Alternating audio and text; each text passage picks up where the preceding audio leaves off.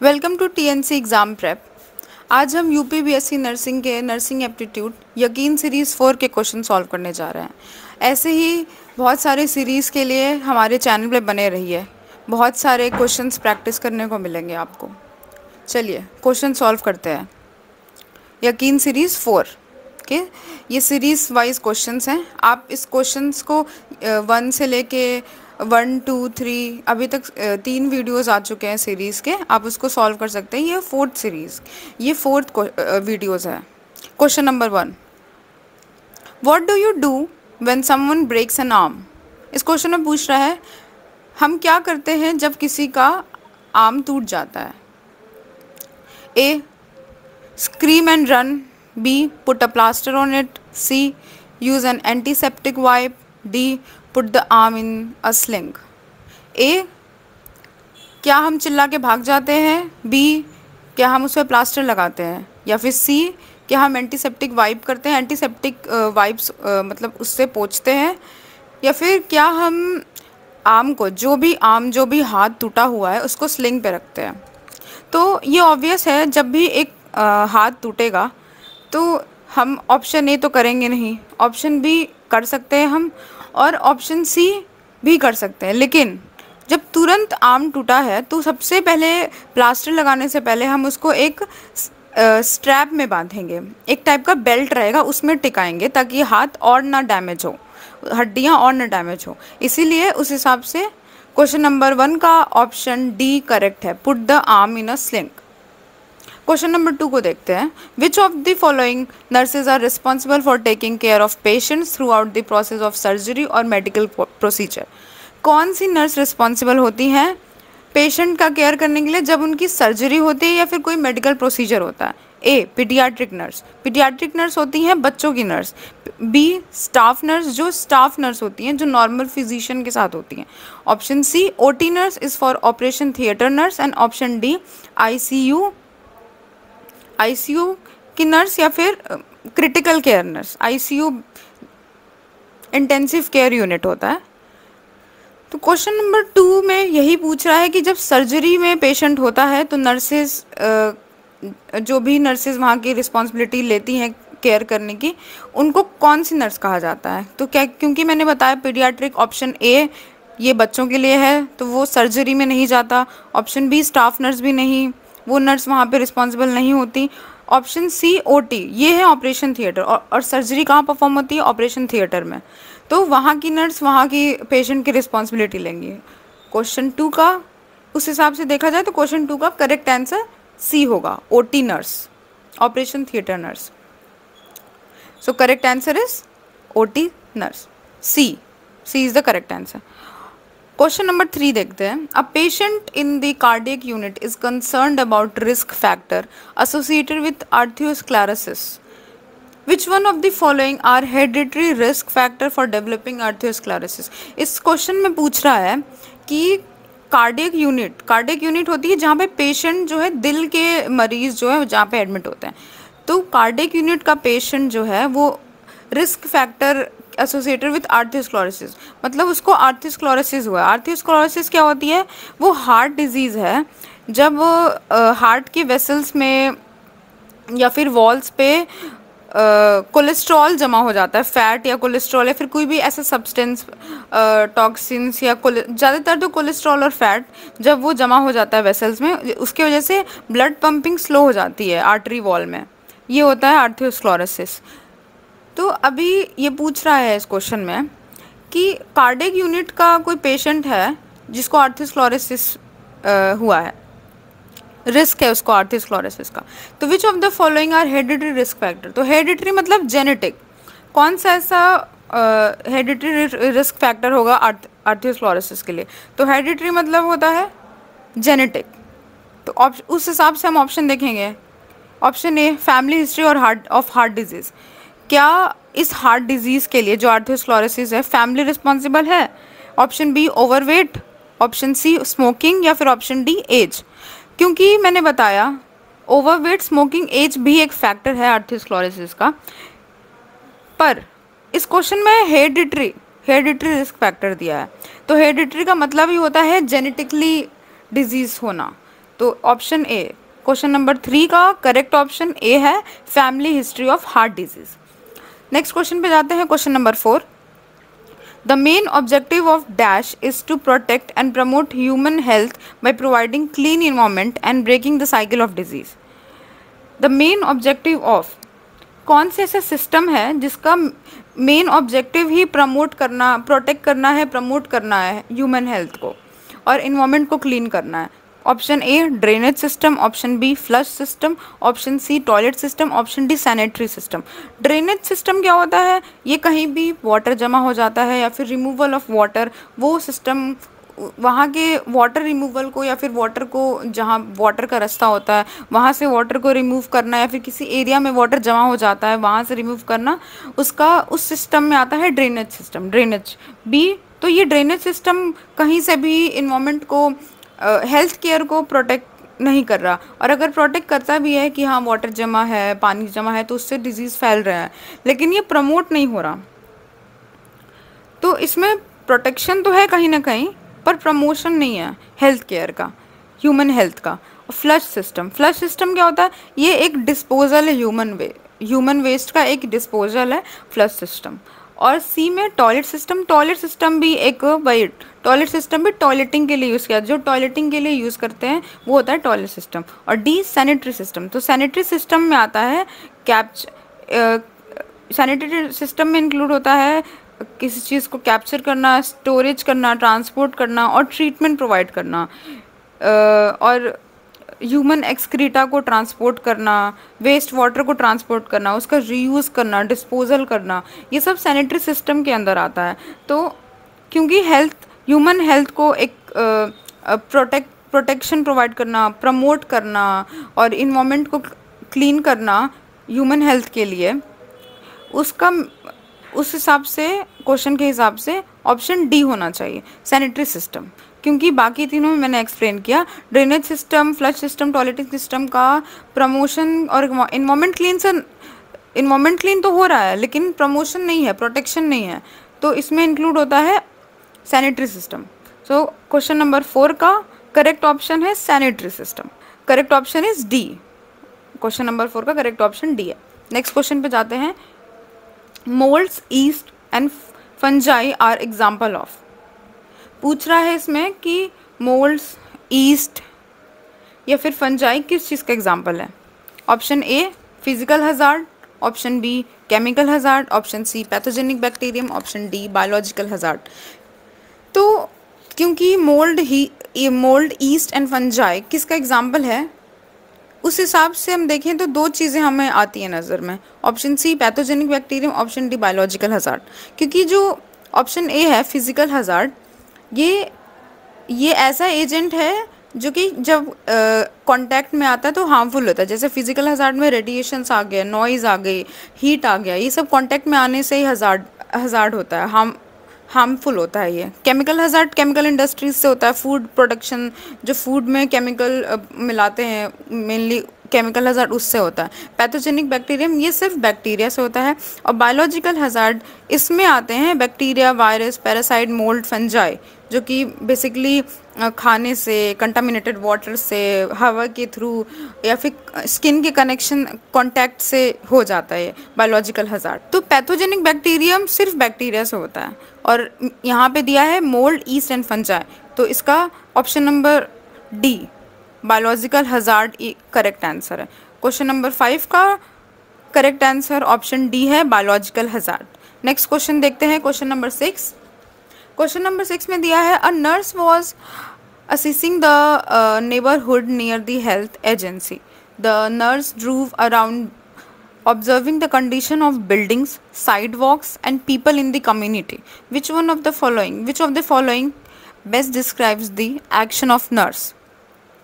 इस क्वेश्चन में दिया है कि नर्स असिस्ट कर रही है, असेसमेंट मतलब किसी भी पेशेंट को असिस्ट करना, तो वो नेबरहुड में हेल्थ एजेंसी, नेबरहुड के पास एक हेल्थ एजेंसी है, वहाँ पे असिस्ट कर रही है। और वो ड्रूव मतलब होता है ड्राइव का वर्ब है ड्रूव। वो हर जगह ऑब्जर्व कर रही है और देख रही है साइड वॉक्स, बिल्डिंग्स और कम्युनिटी में कितने किस टाइप के लोग हैं, पीपल इन कम्युनिटी को ऑब्जर्व कर रही है। तो कौन सा विच one of the following best describe the action. तो ये जो एक्शन कर रही है नर्स अपने नेबरहुड की हेल्थ की एजेंसी में, उसको बेस्ट डिस्क्राइब क्या करेंगे? A drive through, option A a drive through, option B a neighbourhood observation, option C quick overview, option D windshield survey.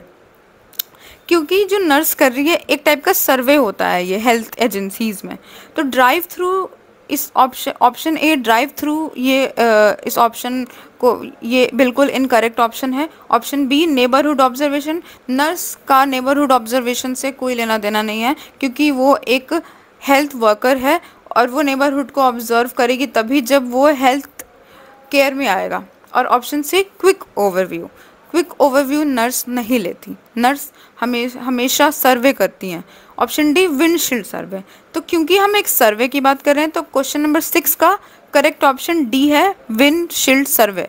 Windshield सर्वे क्या होता है?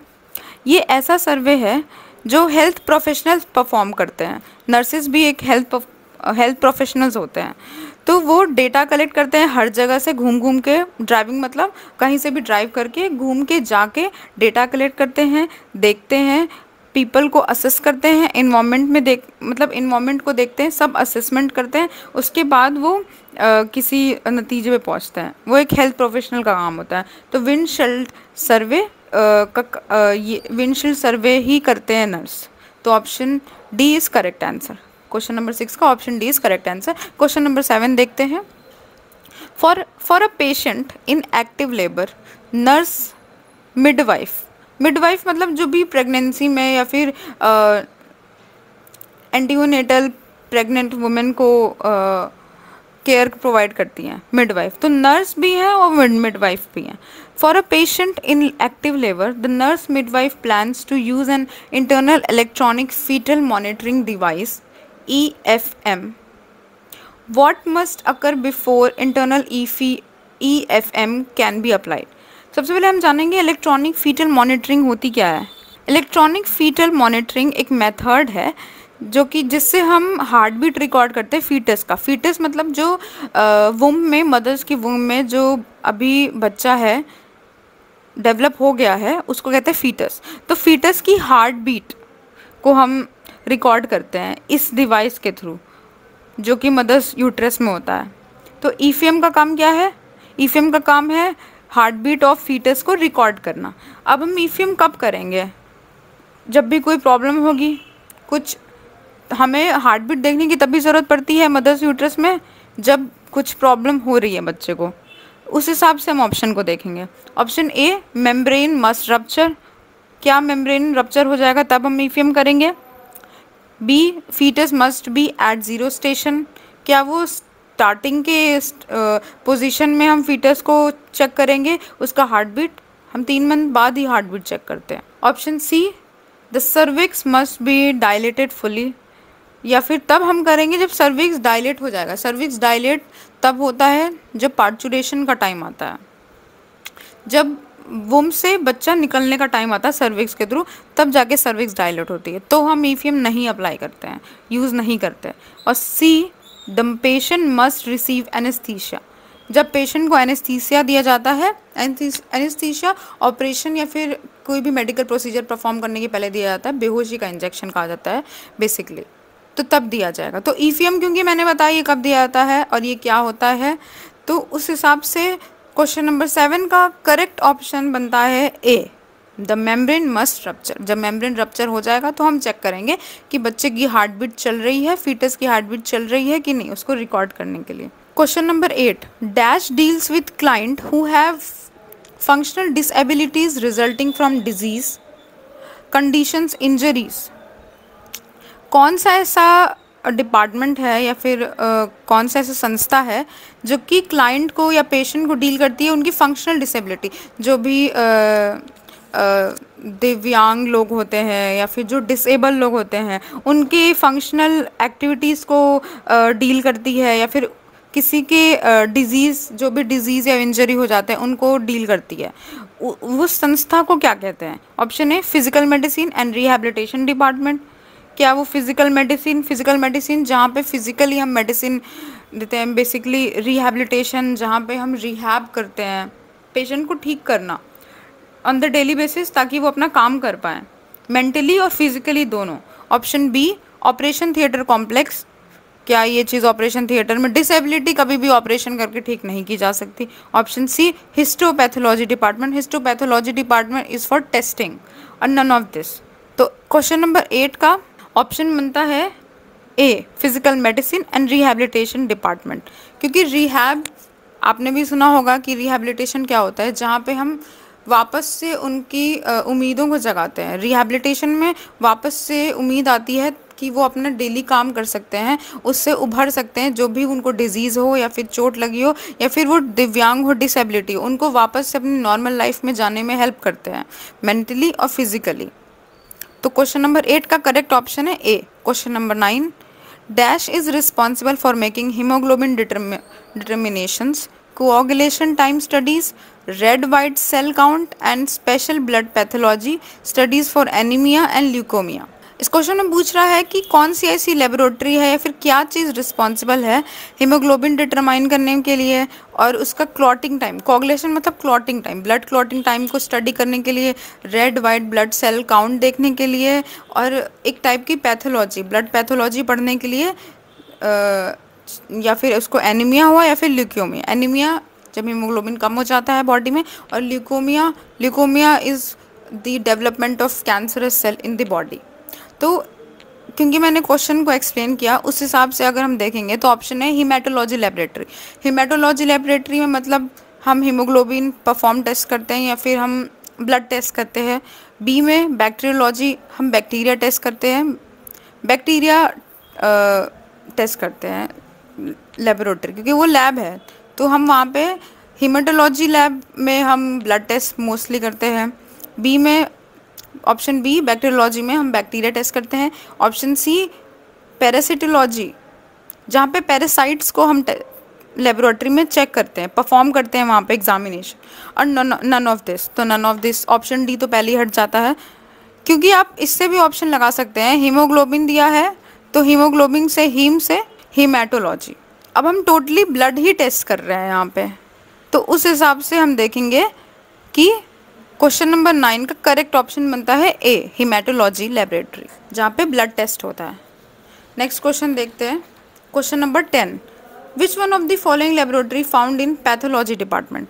पैथोलॉजी डिपार्टमेंट में कौन सी लेबोरेटरी पाई जाती है, क्योंकि पैथोलॉजी डिपार्टमेंट क्या करता है, मेन पैथोलॉजी डिपार्टमेंट का यही काम है कि वो बॉडी के अंदर से पैथोजन का एग्जामिनेशन करे, टेस्ट करे, पैथोजेंस के बारे में स्टडी करना, ये पैथोलॉजी डिपार्टमेंट का काम है, पैथोजेंस के बारे में स्टडी करना।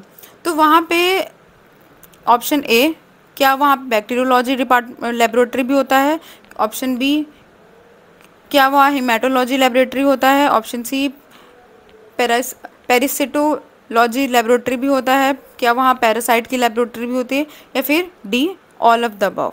तो क्योंकि हम पैथोलॉजी डिपार्टमेंट की बात कर रहे हैं, पैथोलॉजी मतलब होता है पैथोजेंस, तो वहाँ पे कौन सी लेबोरेटरी पाई जाती है। तो क्योंकि मैंने ये पहले नेक्स्ट क्वेश्चन में भी एक्सप्लेन किया है क्या होता है, तो ऑप्शन ए, क्वेश्चन नंबर 10 का ऑप्शन ए ही बनता है। वहाँ पे ना ब्लड टेस्ट हो रहा है ना पैरासाइट टेस्ट हो रहा है, वहाँ पे एग्जामिनेशन नहीं हो रहा, सिर्फ और सिर्फ बैक्टीरिया, क्योंकि पैथोजन में ही आते हैं बैक्टीरिया, वायरस सारे। तो यहाँ पे बैक्टीरियोलॉजी लेबोरेटरी फाउंड हो सकती है। विच one of the following laboratory is found, that is bacteriology laboratory is found in pathology department. So question number 10 का करेक्ट ऑप्शन है ए। क्वेश्चन नंबर 11 की बात करें, according to Centers for Disease Control and Prevention recommendation, HIV screening of pregnant women is called as. HIV screening क्या होती है। HIV screening, पहली बात तो HIV स्क्रीनिंग टेस्ट में आता है एलिजा से हम HIV टेस्ट कर सकते हैं कि HIV हुई है कि नहीं हुई है, तो HIV स्क्रीनिंग टेस्ट होती है एलिजा। क्योंकि यहाँ पे प्रेग्नेंट वुमेन की बात कर रहे हैं तो उसके लिए हम ऑप्ट आउट ऑप्ट इन परफॉर्म करते हैं, टेस्टिंग परफॉर्म करते हैं। उस हिसाब से हम ऑप्शन देखेंगे कि opt in testing, option A is opt in testing. Opt in testing क्या होती है, ये परफॉर्म किया जाता है पेशेंट के साथ उसको बता के जब पेशेंट अपने से एक्सेप्ट कर ले कि हाँ मुझे HIV टेस्टिंग परफॉर्म करनी है, वो होता है opt in testing, option A. Option B होता है opt out testing. Opt out testing तब होता है जब पेशेंट को बिना बताए परफॉर्म कर लेते हैं, उसके बाद पेशेंट जब ये टेस्टिंग परफॉर्म होती है पेशेंट को बस इन्फॉर्म करने के लिए, मतलब उसको उसकी इजाज़त की ज़रूरत नहीं है इसमें, क्योंकि उसके हम डेली रूटीन में HIV टेस्ट स्क्रीनिंग डाल देते हैं। तो उसके डेली रूटीन में जब आएगा तो उसको बस इन्फॉर्मेशन मिलती है कि उसका HIV टेस्ट होगा, उसको एक्सेप्टेंस नहीं है अभी। तो ऑप्ट आउट टेस्टिंग का मतलब ये होता है। सी कंपल्सरी, ये ऑप्शन तो बिल्कुल नहीं बनता, क्योंकि कंपल्सरी कोई भी चीज़ ऐसी नहीं है जो HIV स्क्रीनिंग में होती है। और डी सिम्टोमेटिक, सिम्टोमेटिक सिस्टम एक सिम्टम होता है जो बॉडी अपीयर करती है जब भी कोई वायरस या एंटीजन अटैक करता है बॉडी में। तो क्वेश्चन नंबर 11 का करेक्ट ऑप्शन बनता है, क्योंकि मैंने बताया कि प्रेग्नेंट वुमेन की बात हो रही है, तो हम प्रेग्नेंट वुमेन के शेड्यूल में जब भी हम उसकी टेस्टिंग करते हैं एक प्रेग्नेंट वुमेन की, तो हम उसको प्री शेड्यूल में ही HIV स्क्रीनिंग टेस्ट डालते हैं। तो उस हिसाब से बस उनको इन्फॉर्म किया जाता है। तो ऑप्शन बी बनता है opt out testing. Question number 11 का करेक्ट ऑप्शन है ऑप्ट आउट टेस्टिंग। क्वेश्चन 11 का करेक्ट ऑप्शन है बी है इसका करेक्ट ऑप्शन। अब क्वेश्चन नंबर 12 पे जाते हैं। The doctor who diagnose a medical disease is known as, the doctor who diagnose a medical disease known as, ऐसा कौन सा डॉक्टर है जो मेडिकल डिजीज को पहचानता है? Oncologist. Option A is oncologist. Oncologist क्या होता है? ऑन्कोलॉजिस्ट एक कैंसरस डॉक्टर होते हैं जो कैंसर के लिए काम करते हैं। Option B cardiologist. कार्डियोलॉजिस्ट वो होते हैं जो कार्डियक पेशेंट पे वर्क करते हैं। ऑप्शन सी पैथोलॉजिस्ट। पैथोलॉजिस्ट होते हैं जो मेडिकल डिजीज को डायग्नोस करते हैं। और option D orthodontist. Orthodontist is for ortho. So question number 12 का, क्योंकि मैंने बताया मेडिकल डिजीज डायग्नोस करने का काम सिर्फ और सिर्फ पैथोलॉजिस्ट का होता है, तो क्वेश्चन नंबर 12 का करेक्ट ऑप्शन सी है pathologist. Question number 13, dash is medical specialist that is focused on ear, nose and throat. ऐसे कौन से डॉक्टर हैं जो ईयर, नोज एंड थ्रोट को काम करते हैं? ENT आपने भी सुना होगा। तो ऑप्शन ए डर्मेटोलॉजिस्ट। डर्मेटोलॉजिस्ट होते हैं स्किन के doctor. Option B otolaryngologist. Otolaryngologist मतलब लैरिंग्स के और वो नोज ईयर के भी होते हैं। और C is the psychologist, and psychologist for mental disorder, mental illness के डॉक्टर होते हैं वो। और option D cardiologist. Cardiologist is for cardiac specialist.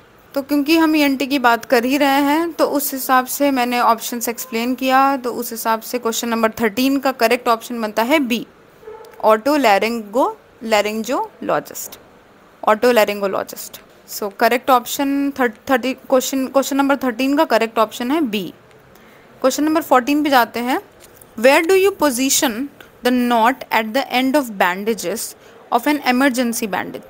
इस क्वेश्चन में पूछ रहा है हम नॉट कहाँ बांधेंगे। जब भी हम बैंडेज लगाते हैं तो एक नॉट बांधते हैं, और सबने देखा होगा कि बैंडेज कैसे बनता है, कैसे बंधता है, बट हमें ये नहीं पता कि हम नॉट बांधे कहाँ, क्योंकि हम नॉट हमेशा वहीं बांधते हैं जहाँ पे चोट का कोई कनेक्शन ना हो, चोट से थोड़ा हट के बांधते हैं। सो उस हिसाब से हम ऑप्शन देखेंगे। Always on the top of bandage, option A. Option B है cross over the wounds. Option C clearly away from wounds. और option D middle of the wounds. So क्योंकि मैंने बताया क्वेश्चन नंबर 14 में इमरजेंसी बैंडेज का not हम कहाँ बांधते हैं, हमेशा वुंड के जहाँ पे भी चोट हो उसके हट के ही नॉट बांधते हैं, क्योंकि वो नॉट थोड़ा टाइट भी हो सकता है जो वुंड पे इफेक्ट करे। सो उस हिसाब से clearly away from the wound हो सकता है, option C. So question number 14 का करेक्ट ऑप्शन है C, clearly away from the wound. Next question पे जाते हैं, क्वेश्चन नंबर 15। क्वेश्चन नंबर 15 क्या कह रहा है कि what is the first thing you should do for severe bleeding. अगर किसी को बहुत ज़्यादा ब्लीडिंग हो रही है तो पहली चीज़ हम क्या करेंगे?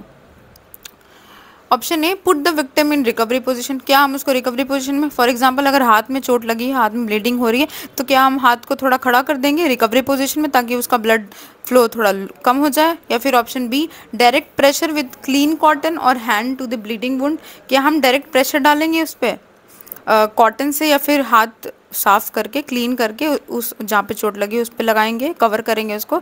या फिर option C, cover with clean cloth. या ऑप्शन डी, गिव ऑक्सीजन। क्योंकि सीवियर ब्लीडिंग है, बहुत ज़्यादा खून आ रहा है, तो सबसे पहले तो हम हॉस्पिटल ही ले जाएंगे उसको फर्स्ट एड करेंगे तो हॉस्पिटल ले जाएंगे। क्योंकि उसके ले जाने के पहले भी बहुत सारी चीज़ें होती हैं जो हम कर सकते हैं, उस हिसाब से हम ऑप्शन देखेंगे। क्योंकि हम विक्टिम को रिकवरी पोजीशन में नहीं डाल सकते, वो तभी होता है जब थोड़ी बहुत ब्लीडिंग हो, ये है severe bleeding. Option B, direct pressure. हाँ, ये कर सकते हैं हम कि अगर उनके हाथ पे या फिर सिर पे कहीं पे भी चोट लगी जहाँ पे बहुत ज़्यादा ब्लीडिंग हो रही है, तो हम डायरेक्ट कॉटन क्लॉथ से या फिर हैंड से हम ब्लीडिंग को कवर कर सकते हैं, क्लीन हैंड से वुंड को, तभी थोड़ी सी ब्लीडिंग रुक सकती है। और option C, cover with clean cloth से हम कवर नहीं कर सकते क्योंकि क्लॉथ पूरा भर जाएगा ब्लड से, और वो कोई करेक्ट ऑप्शन नहीं है। और ऑक्सीजन देना, तो डी, क्वेश्चन नंबर डी तो बिल्कुल भी करेक्ट नहीं है। इसमें हम ऑप्शन देखेंगे बी, डायरेक्ट प्रेशर। क्योंकि मैंने पहले भी बताया सीवियर ब्लीडिंग है तो हम डायरेक्ट प्रेशर अप्लाई करेंगे जहाँ पे चोट लगी है, ताकि वहाँ पे ब्लीडिंग थोड़ी रुक जाए, ब्लड वेसल जो रप्चर हुए हैं वो थोड़े वहाँ पे स्टॉप हो जाएं, नम हो जाएं, ताकि ब्लीडिंग थोड़ी कम हो, खून बाहर ज़्यादा ना आए। हमारा सबसे पहले यही काम होता है जब सीवियर ब्लीडिंग होती है कि खून ज़्यादा लॉस ना हो, और वो डायरेक्ट हम तभी कर सकते हैं जब हम उस पर डायरेक्ट प्रेशर अप्लाई करेंगे। तो क्वेश्चन नंबर 15 का करेक्ट ऑप्शन बनता है B, direct pressure with clean cloth और hand to the bleeding wounds. Question number 16 पे देखेंगे, how long would you check to see if an unconscious casualty is breathing normally. Question number 16 में क्या दिया है कि हम कब तक चेक कर सकते हैं, क्योंकि हमारा जो सांस लेना है ये अनकॉन्शियस है, हमें नहीं, मतलब हम सोच के सांस नहीं लेते हैं कि हाँ हम सांस ले रहे हैं तो हम सोच रहे हैं तो हम सांस ले रहे हैं। सांस लेना एक इनवॉलेंट्री प्रोसेस है, अनकॉन्शियस कैजुअल अनकॉन्शियस है। तो अगर अनकॉन्शियस ब्रीदिंग में कुछ नॉर्मली ब्रीदिंग नहीं हो रही, तो उसको हम कब तक चेक करेंगे, कितने ड्यूरेशन में। Option A, no more than 10 second. Option B, 10 second, मतलब ऑप्शन ए में दिया है 10 सेकेंड से ज़्यादा हम जाएंगे ही नहीं। ऑप्शन बी, 10 सेकेंड तक हम वेट करेंगे, अप्रॉक्सीमेटली 10 सेकेंड हो जाएगा उसके बाद। या फिर सी में दिया है एग्जैक्टली 10 सेकेंड, 10 सेकेंड पे हम चेक करेंगे। या फिर ऑप्शन डी, एटलीस्ट 10 सेकेंड। क्योंकि ब्रीदिंग है तो ब्रीदिंग से बहुत सारे रिस्क हो सकते हैं, अगर ब्रीदिंग नॉर्मल नहीं है तो हम विद इन 10 सेकेंड के अंदर ही, 10 सेकेंड से ज़्यादा होना ही नहीं चाहिए, 10 सेकेंड से अंदर ही ट्राई करेंगे कि हम चेक कर लें कि अनकॉन्शियस ब्रीदिंग कैजुअल नहीं है, नॉर्मली नहीं है। तो उस हिसाब से 16 का करेक्ट ऑप्शन बनता है A, no more than 10 second. Option A is the correct answer. Question number 17, what information do the coded wristband hold about the patient? So coded wristband क्या होता है? wristband एक टाइप का बैंड होता है जो हॉस्पिटल में बांधा जाता है, ये कोडेड होता है। कोडेड, उसमें पेशेंट के सारे इंफॉर्मेशंस होते हैं, blood, date of birth, age, name, everything, disease diagnose अगर कुछ है तो, नहीं तो सारी चीज़ें, ब्लड टाइप, हर चीज़ें उसमें कोडेड रहती है रिस्ट बैंड में। तो ये जब भी हॉस्पिटल में पेशेंट जाता है तो रिस्ट बैंड लगा दिया जाता है, ताकि कहीं भी किसी भी डिपार्टमेंट में जाए तो इन्फॉर्मेशन उसी बैंड्स के थ्रू मिल पाए। तो उस बैंड में कौन कौन सी इन्फॉर्मेशन होती है ये ऑप्शन में पूछ रहा है। Option A, blood type. Option B, date of birth of patient. या option C, patient name and other details about health. And option D, none of the above. क्योंकि मैंने बताया था कि पेशेंट का नाम और हर डिटेल उसके बारे में ये दिया रहता है। तो क्वेश्चन नंबर 17 का correct option is C, patient's name and other details about health. Question number 18, which one of the following is related to digestible sensor that are used in hospitals? Digestible sensor, ऐसा इन सब option में से कौन सा digestible sensor से related होता है hospital में, क्वेश्चन में ये पूछ रहा है। तो पहले तो हम ये जानेंगे कि डाइजेस्टिबल सेंसर क्या होता है। ये एक ऐसा सेंसर है जो कि पेशेंट की हर इंफॉर्मेशन को ट्रांसमिट करता है। ये बेसिकली हॉस्पिटल्स में रहता है, जो यूज़ होता है पेशेंट के ऊपर।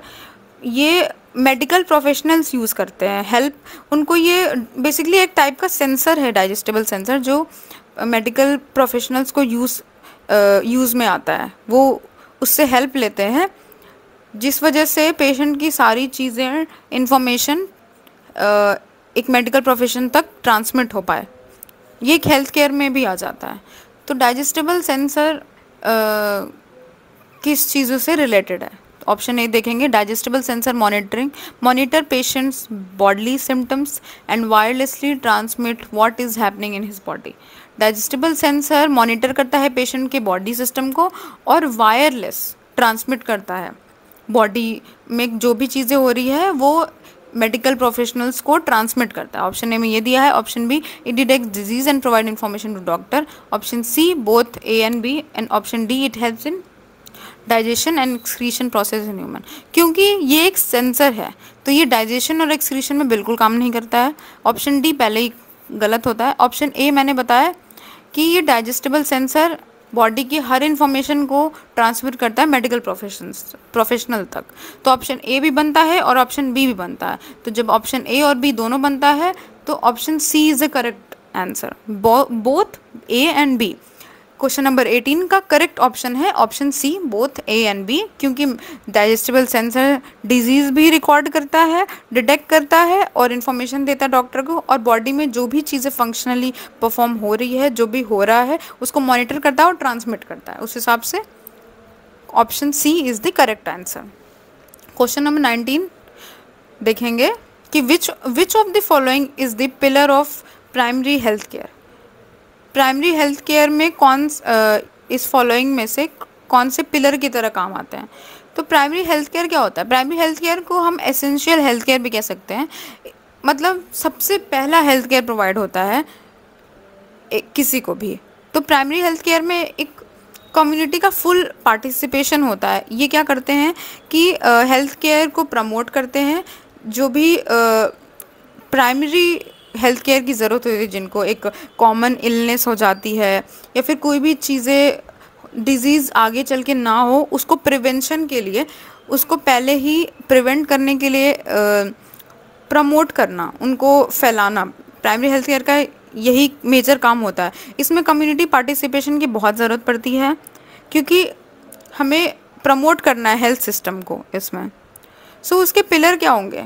ऑप्शन ए, क्योंकि मैंने एक्सप्लेन करते वक्त ही बताया था कम्युनिटी पार्टिसिपेशन की बहुत ज़रूरत होती है, ऑप्शन ए भी है।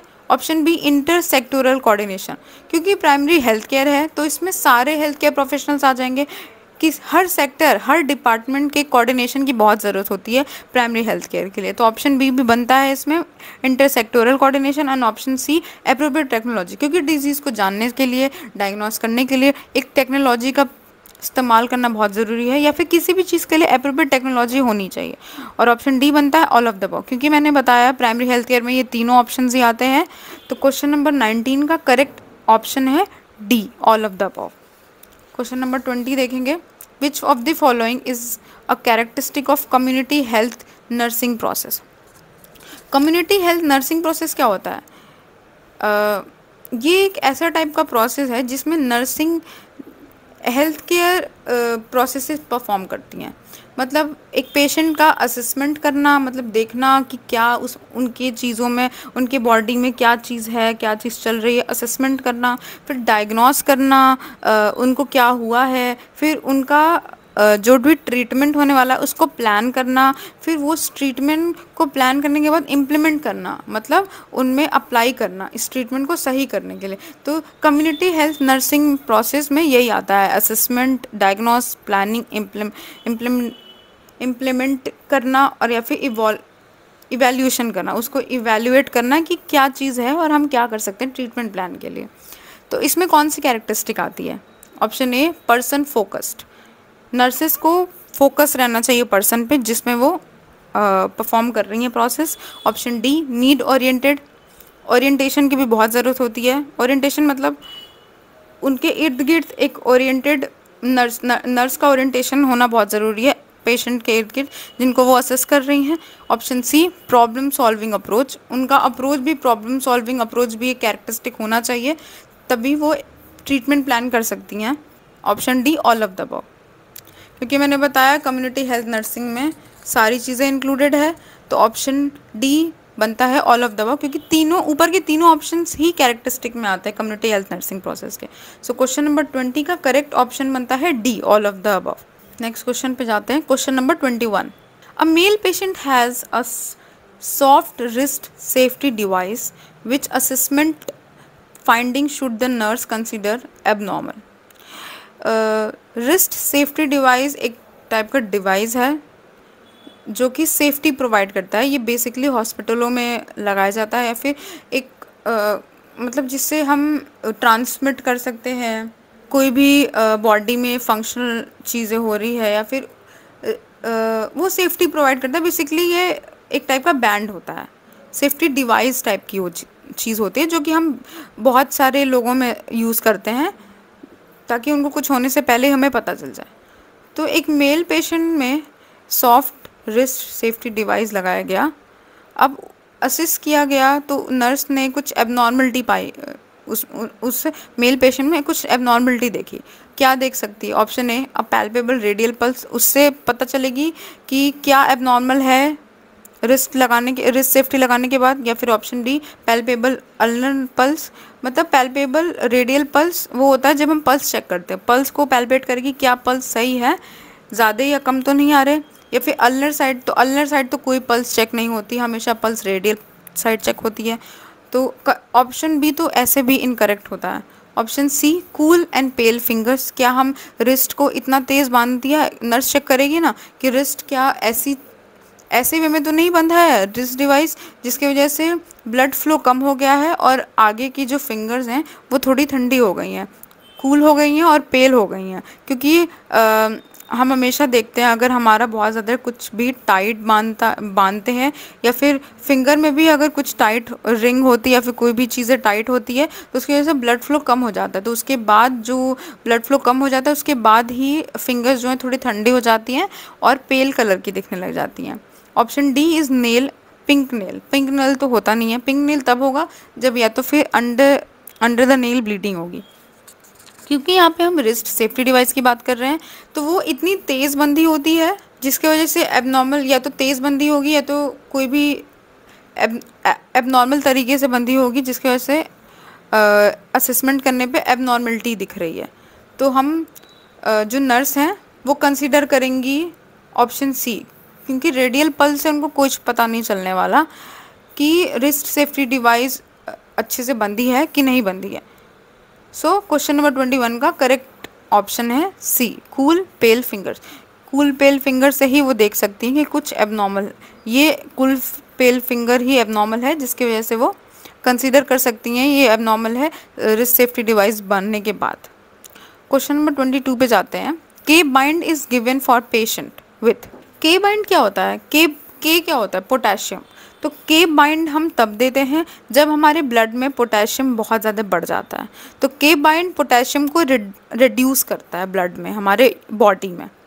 के बाइंड इज गिवन, क्वेश्चन में पूछ रहा है के बाइंड कब देते हैं? जब हाइपरनेट्रीमिया हो जाता है या फिर हाइपोनेट्रीमिया हो जाता है या फिर हाइपोकैल्कीमिया या फिर D hypercalcaemia.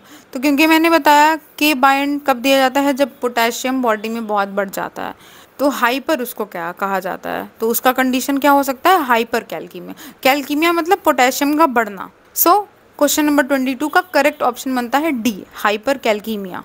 Question number 23, vertigo is due to problems in, vertigo किस प्रॉब्लम की, मतलब वर्टिगो कब होता है, किस प्रॉब्लम की वजह से होता है, किस में प्रॉब्लम होती है तो वर्टिगो हो जाता है।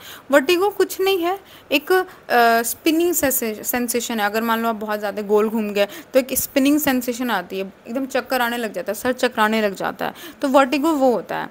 ये बहुत ज़्यादा हेड को मूव करने से भी हो जाता है नॉर्मली।